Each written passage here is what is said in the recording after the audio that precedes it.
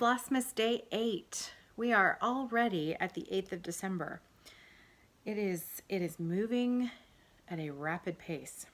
So I mentioned yesterday, and I put in a little clip at the beginning of today's video, we went and got our Christmas tree today. So that was fun. We went to a very small tree farm that's just outside of London in a little tiny place called Lobo.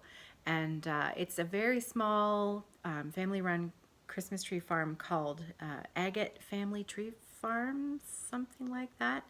Anyways, if anybody's local and they're interested, I can share the information with you. It's a very small place, very simple. You know, they keep things very basic and simple, which we like. And you know, got our saw and went in and cut our little Christmas tree down. It wasn't exactly like a Chevy Chase Christmas vacation moment. There were no complaints and nobody froze, and we found our tree right away. It's we went a little smaller this year with our Christmas tree than we normally do. Normally we would go maybe 8-9 feet, but this year we chose a small perfect tree. I mean, well, perfect is relative, right? Because actually there isn't a good side of the tree that doesn't have kind of a little empty spot. Do you know what I mean? But this particular tree spoke to us. So it's about 6 feet tall, and it's been very dry here over the last week. So we haven't had a ton of inclement weather. So John was able to bring it into the house right away, put it in the tree stand, and we've filled up we've remembered to give it a drink. So something that we've been trying the last couple of years, if you have real trees as well, and I'm just mentioning this because we thought this was kind of interesting. But somebody a few years ago recommended that you put in some tonic water with your tree water. So a can of tonic water every few days, along with the rest of the regular water that you're adding to your tree. And apparently the little bit of sugar that's in the tonic water just helps to feed the tree and keep it alive. I mean, you know what I mean, it's already been cut down, but keep it a little less droppy of the needlies things for a little longer. Anyways, whether it works or not, you still have to remember to water the tree, which we didn't do so well on that last year. So we're going to try a little harder this year. Okay, so I mentioned a few days ago that John was repairing and painting the fireplace. It's kind of the chimney wall that's in our hallway. It's this long, tall, skinny wall that is in between two doorways. One's to Nicholas's room and the other one is to the guest bedroom. And it's this really long, tall, narrow bit of wall that's on the outside of the chimney. So he finally finished the painting of the wall. Thankfully, the paint that I chose matched almost perfectly. Couldn't have asked for a better match. And finally today, I had him help me put back up my it's a Beth Russell design, my Beth Russell tapestry. So I took a little video because it was a very exciting moment in my day, and I thought maybe you might be interested in seeing it go back up on the wall. So I'll put that video in right here. You've even got a pencil behind your ear. Is that about how high you want it? Maybe a little higher. Yeah, maybe an inch higher. Well, this is going to be approximate anyway because I don't quite know where the cable's going to be when I'm finished. So I'm kind of ballparking it here. Is that about right? Yeah, that's about where I'd like it to hang. Yeah, that looks good.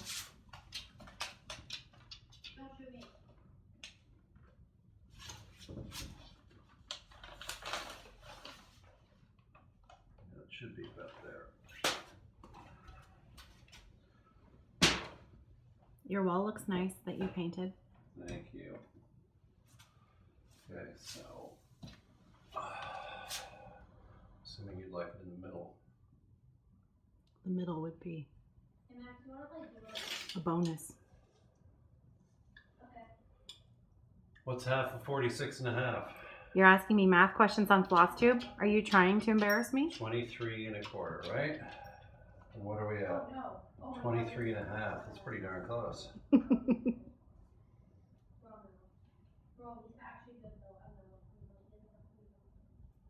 So what are you going to use to hang it? Well, I brought a screw, hoping that it might go into the wall, but if it doesn't, then we'll have to try something else. So what exactly is underneath? Because that isn't a regular wall. Well, I don't know, because we never took this wall apart, but we think there's steel and brick in there somewhere underneath the drywall. So goodness knows whether this is going to work. So this could go very badly. It could.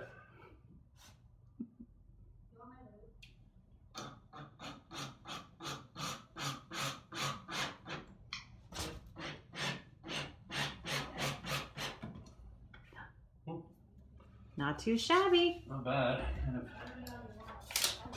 wrecked the wall a little bit, but hey, we're going to hide that with a picture, so.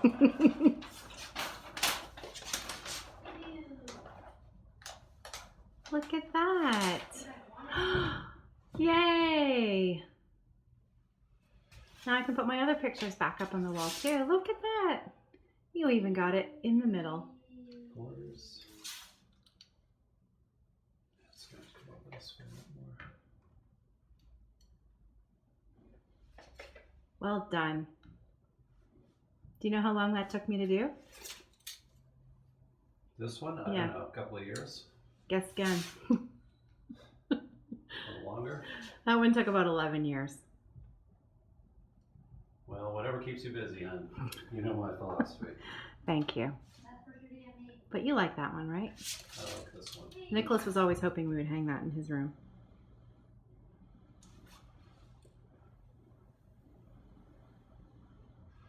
That's going to be about right.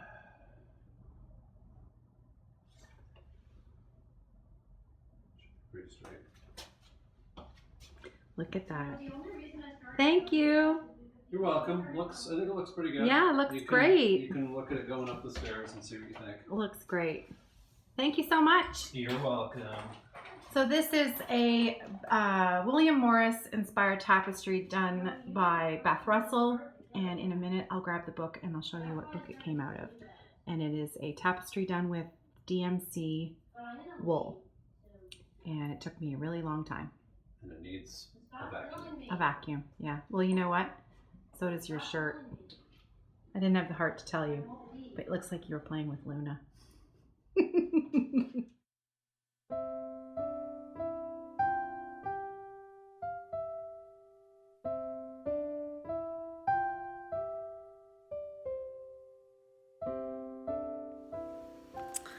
Pretty cool, right? Finally, it feels like it's back in its home. So it's really nice to have it back up on the wall. Makes me, it catches your eye when you come up the top of the stairs and you think, oh, I did that myself. And boy, that was a lot of work. And I'm just so pleased with how it turned out.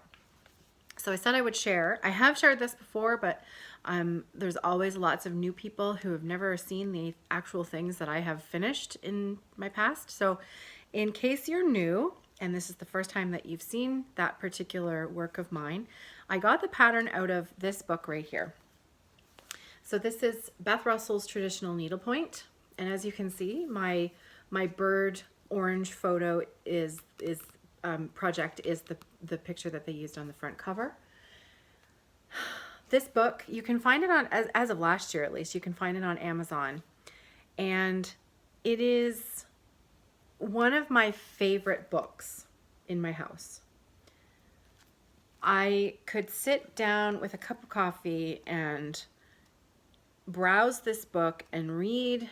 So there's quite a, this is Beth Russell herself at the front here.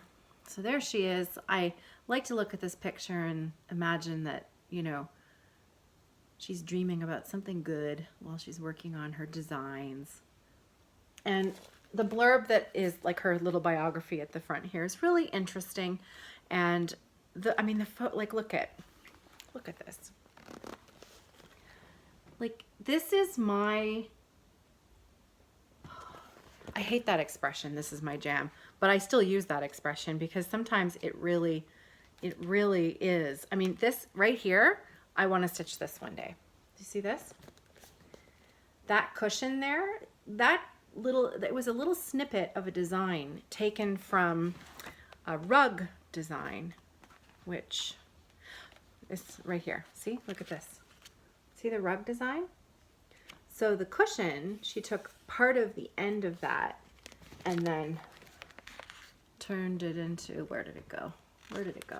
Oh, there it is, into the cushion.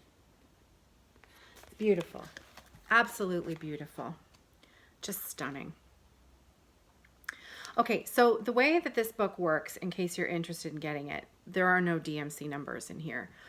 So everything is charted for a wool called Appleton Crewel wool.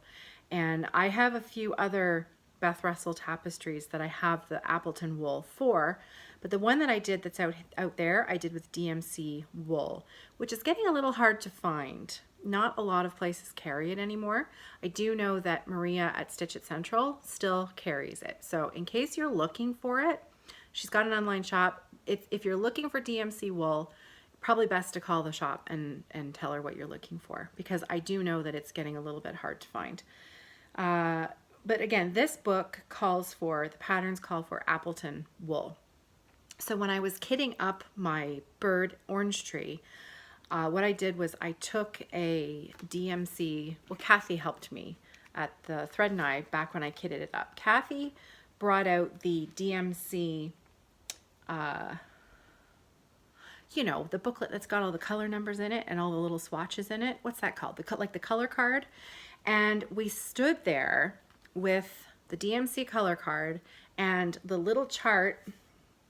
How am I going to show this to you without you? Because I don't want to let me show you the one that I actually converted, but I won't show you the pattern, but I'll show you how I converted the numbers. So if you remember the bell pull that I did a few years back, but it's not actually bell pull because it's ridiculously huge, so we now use it as a table runner at the cottage. This is right here. So you can see there, all those little colors there, that's the Appleton number that's below them. And so what I did was I took the DMC color card and I found substitutions for the DMC wool that matched the color. I mean, it wasn't exact because obviously this is, you know, a printout of a color. So I tossed the colors onto the fabric background that I wanted to use. And then when I was happy with my, you know, collection of colors, then I wrote the numbers down that I'd chosen to substitute for the actual little, you know, boxes themselves. And that was it. You could easily turn these designs into cross stitch, easily. Like this design, that one that I've done in wool as a tapestry, you could easily do it as a cross stitch design. It's just like following a chart. It's very straightforward. I can't recommend this book enough, and I really hope I'm not recommending something that's like now ridiculously expensive. I don't think it is. I think last year it was around $25, but I haven't checked recently, so I'm hoping that it's not exorbitantly expensive. It is. It's a treasure. It's a treasure. The spine on mine is actually coming apart because I look at it so much. I love it. So I hope you enjoyed that. I hope that, you know, maybe that might be something that you might enjoy as well. There are a couple of really, like this, look at these pillows. See, I can't ever put this book down once I start going. Look at the stork and the frog. I mean, come on. And then there's these owls. Look at the owls. Just beautiful. And there's a fox and a rabbit. Where's that fox and rabbit? There's even hare in the fox. So pardon me, it's a hare. Hares have longer back legs, if I'm not mistaken, than rabbits. I don't know. I could be just making that up. Am I making that up? What's the difference between a hare and a rabbit? Where did it go? It says it's on page 23. It should just fall right open. to the pages themselves. Oh my goodness, look at these. Look at those. They are absolutely beautiful. They are just so stunningly beautiful.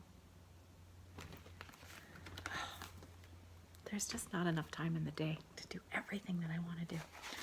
So the projects that I've been working on last night, I didn't have as much time as I thought I would have. I'm covered in little bits of paper now. I didn't have as much time as I thought I was going to have, which is a constant refrain. So for my Noel ornament, this is Patty Break's 2019 Flossmas ornament. These are still for sale in her Etsy shop at 4boysandanNLgirl.com and or .ca. No, the Etsy. It's all linked in the drop-down box below. And she has sold many patterns, and I hope you'll join in. It's never too late to join in with this stitch. 50% of the proceeds go directly to Muscular Dystrophy Canada, and it's a beautiful design. I love it. So last night I finished the little ecru block and I started the ruler. So tonight I'd like to finish the ruler, and I'm going to do the black joyeux up here, and then probably also I will do the back stitching. Since I'm doing the joyeux, I'll do the back stitching in the N and the O. No, there's no back stitching in the O, it's just the N. So the yellow, the back stitching, and the joyeux up there. That's the plan for tonight. The other thing that I worked on was my Santa's Village, and what I'll do is when I'm done talking, I'll film a little bit of my progress so that I can turn the camera around and show you and not have to take it off my floor frame. So that'll be it for today. I don't have any special guests today other than John. It's just me. And I needed to mention something about the direct donations to Muscular Dystrophy Canada, because I don't think I've done a very good job of explaining this well, because things changed so much with the different links, and the button wasn't working, and then the link wasn't working. The link that is in the drop down box on all of the videos now, I've changed them all. They are all correct. So if you go to the drop down box below, it will take you directly to our donation page for Muscular Dystrophy Canada. I was telling you that there was going to be a checkbox that says, are you donating? Are you here because of Off the Grid Needle Arts? Something like that. And then you were supposed to check the checkbox. There is no longer a checkbox because we don't need it, because that page, that entire page is for us. So if you make a donation that goes directly to the link that's in the drop-down box below, all of those donations to that link are counted as from Off the Grid Needle Arts. So if you follow the link below, you won't get a checkbox, but it will be going to the right place, and that money will be counted in our grand total. So I will be sending Megan an email tomorrow and see if I can get an updated dollar amount from how we're doing so far, because it's kind of nice to know where we're at in our fundraising goal. So the auctions went really well last week. Thank you to everyone who bid and won. I will be sending out the Evertote holiday kit to the winning bid on tomorrow, Monday. So that should be going out in the mail. Well, not in the mail. I send it via FedEx to a carrier who then takes it and puts it into US Postal Service. So it'll take a couple of days, but it's going to be on its way tomorrow. And I think that's it. I didn't make any notes today, so I've probably forgot. Oh, there was one other floss tuber who is joining in for Flossmas who left me a note, and her channel name is Janet Jabber. And I briefly went and checked out her first Flossmas video, because actually she's doing something quite clever. She's doing one a week, so she's kind of doing a wrap-up of her daily Flossmas, but only putting out one video a week. So I thought that was kind of cool, and I really like her channel so far. So Janet, thank you for leaving me a comment, and I have added your channel to the drop down box below, to the list of other people who are doing daily videos. So Okay, so I'm going to show you Santa's Village. And then tonight, because it's Sunday night, we definitely have a Christmas movie planned. And we're eating leftovers tonight for dinner, so we're going to keep things super simple and easy. I still have a little bit more organizing to do in my sewing space. I was hoping to get that finished tonight, but that may spill over to tomorrow. We'll have to see. And then other than that, stitching. We're going to stitch all the things. I hope you're having a great night. And happy Flossmas Day 8.